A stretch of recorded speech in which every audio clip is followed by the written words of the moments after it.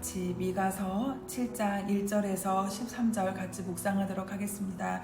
1절 말씀입니다. 재앙이로다 나여 나는 여름 과일을 딴 후와 포도를 거둔 후 같아서 먹을 포도송이가 없으며 내 마음에 사모하는 처음 익은 무화과가 없도다. 오늘 미가 선지자는 자신의 상황을 재앙이로다 나여라고 표현했습니다. 내 인생에 마치 오늘 재앙 같다라고 표현하죠. 왜 이렇게 미가는 참담한 자신의 심정을 이렇게까지 표현했을까요? 여름 과일을 딴 후에 포도를 거둔 것 같아서 먹을 포도송이가 없다. 바로 뒷구절에 이런 말씀이 있지요.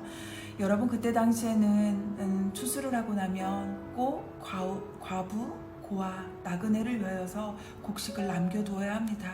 하지만 그들을 위하여서 남는 곡식도 없을 만큼 사람들이 자신들의 이익을 위하여서만 나아가고 있는 모습을 보면서 참담함을 표현하는 것이죠. 2절, 경건한 자가 세상에서 끊어졌고 정직한 자가 사람들 가운데 없도다. 우리가 다 피를 흘리려고 매복하며 각기 그물로 형제를 잡으려 하고 아무리 찾아봐도 경건한 자가 없고 아무리 찾아봐도 정직한 자가 없다. 하나님 앞에서 신실한 사람이 없다라는 것입니다. 서로가 무리가 다 피를 흘리려고 다 자기의 이익을 구하려고 착취하는 것을 이렇게 표현한 것이지요. 3절, 두 손으로 악을 부지런히 행하는도다. 그 지도자와 재판관은 뇌물을 구하며 권세자는 자기 마음의 욕심을 말하며 그들이 서로 결합하니. 여러분, 이렇게 나라가 참담해지면 앞에 있는 지도자들이 깨어서 더 하나님의 공의를 선포해도 부족한 그런 상황에 그런 지도자들은 무엇을 하고 있습니까? 여전히 자신의 이익을 위하여서 자기의 유익을 위하여서 뇌물을 구하고 또한 서로의 유익을 위해서 결합하고 있다라고 이야기합니다. 나라를 위해서 결합하는 것이 아니라 서로의 유익을 위해서 결합하고 있다라고 이야기하는 것이죠.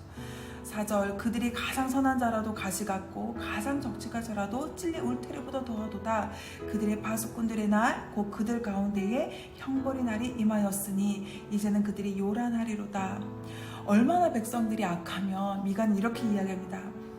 가장 선한 자라도 가시 같다. 정직한 자라도 찔린 울타리보다 더하다.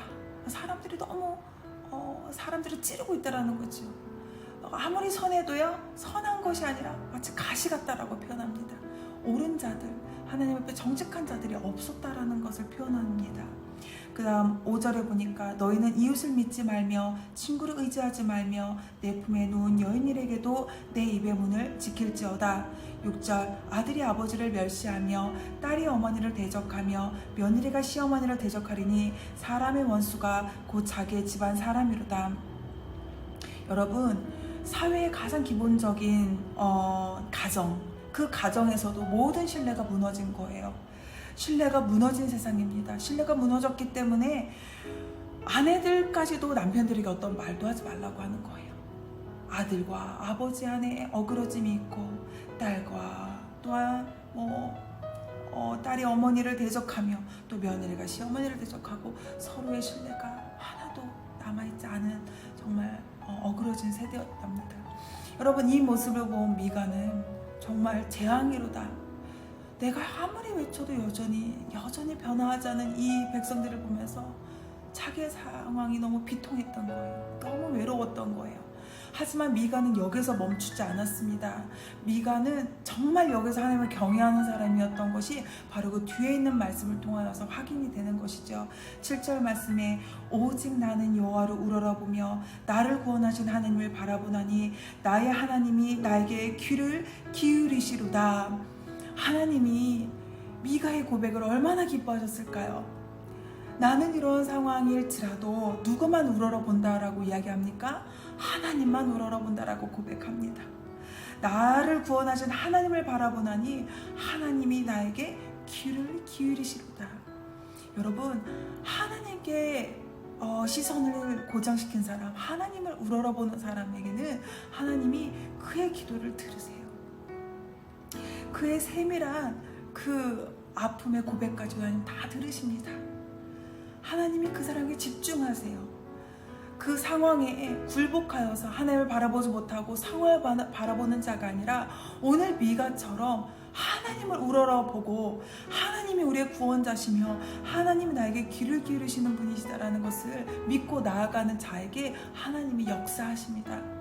8절 나의 대적이여 나로 말미암아 기뻐하지 말지어다. 나는 엎드러질지라도 일어날 것이요 어두운 데 앉을지라도 여호와께서 나의 빛이 되실 것이므로다. 여러분, 정말 사단이 원하는 건 무엇일까요? 우리를 엎드리게 만들고 우리를 넘어지게 만드는, 우리를 어둠 가운데 주저앉게 만드는 것이 바로 원수가 원하는 것이죠. 오늘 미가가 뭐라고 말합니까?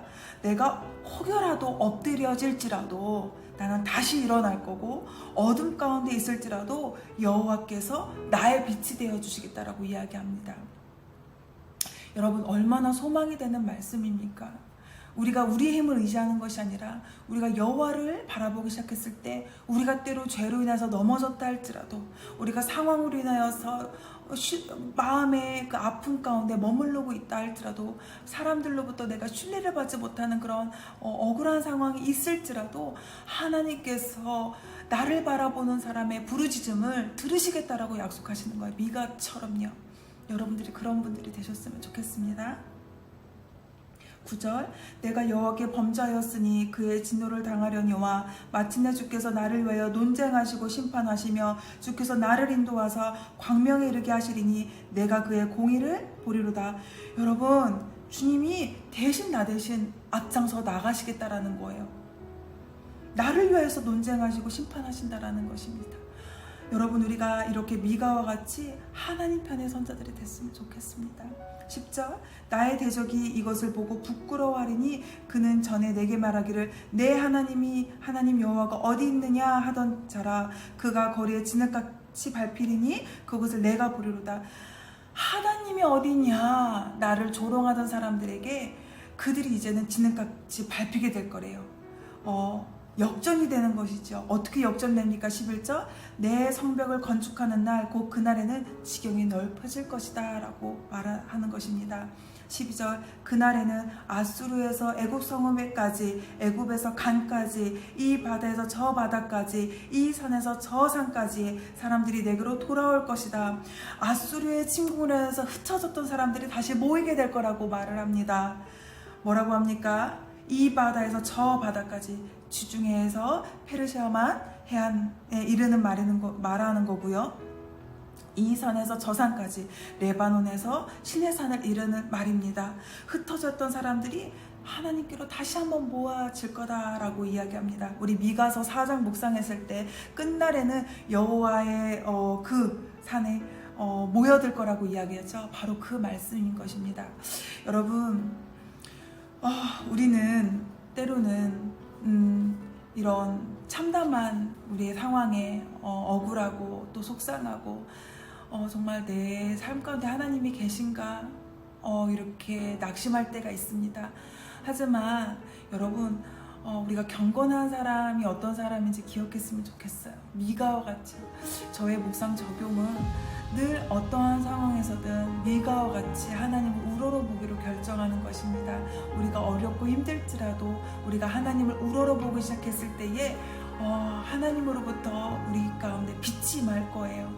여러분들에게 이 미가의 고백처럼 우리가 어떤 상황일지라도 구원의 하나님을 바라봐 하나님께서 정말 우리를 승리케 하시고 우리에게 힘을 주시고 우리 가운데 빛을 비추시는 삶 가운데로 우리를 주님께 드렸으면 좋겠습니다. 여러분, 우리가 미가서 이제 내일이면은 묵상이 마무리되는데요. 우리가 정말 잊지 말았으면 좋겠습니다. 어떠한 상황에서도 내가 하나님 우러러보겠다라는 믿음의 고백이 우리 삶 가운데 있기를 다시 한번 소망합니다. 오늘도 감사합니다.